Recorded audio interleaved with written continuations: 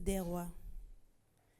Sennacherib, roi d'Assyrie, envoya des messagers dire de sa part à Ézéchias, roi de Juda: ne te laisse pas tromper par ton Dieu, en qui tu mets ta confiance, et ne dis pas: Jérusalem ne tombera pas aux mains du roi d'Assyrie.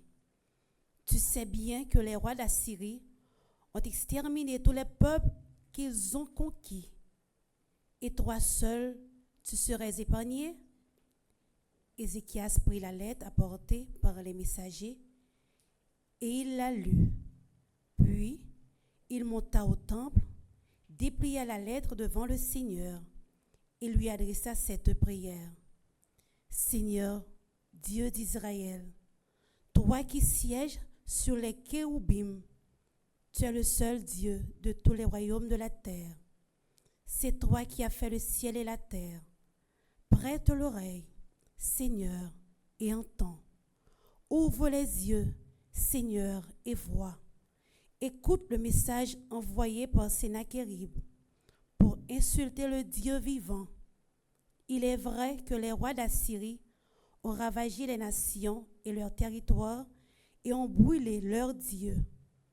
En réalité, ce n'étaient pas des dieux, mais l'ouvrage de main d'hommes, fait avec du bois et de la pierre. C'est pourquoi ils ont été anéantis.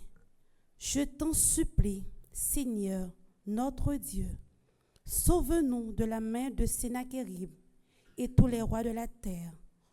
Saurons que tu es le seul Dieu.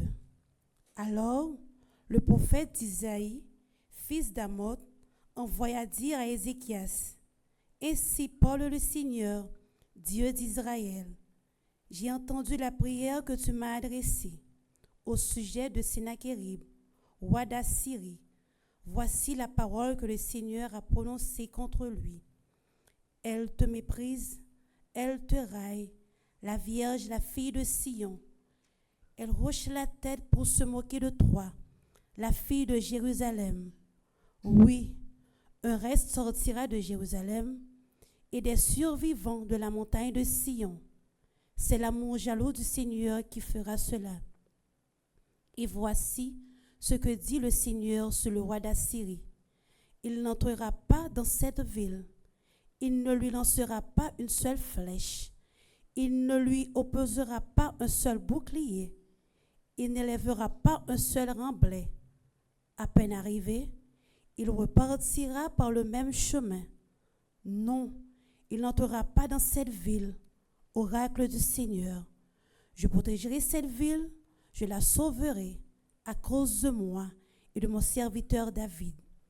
La nuit même, l'ange du Seigneur alla dans le camp assyrien et frappa 185 000 hommes.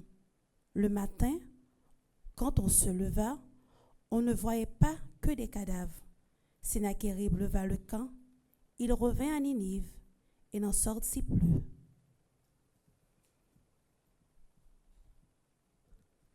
Parole du Seigneur. Nous rendons grâce à Dieu.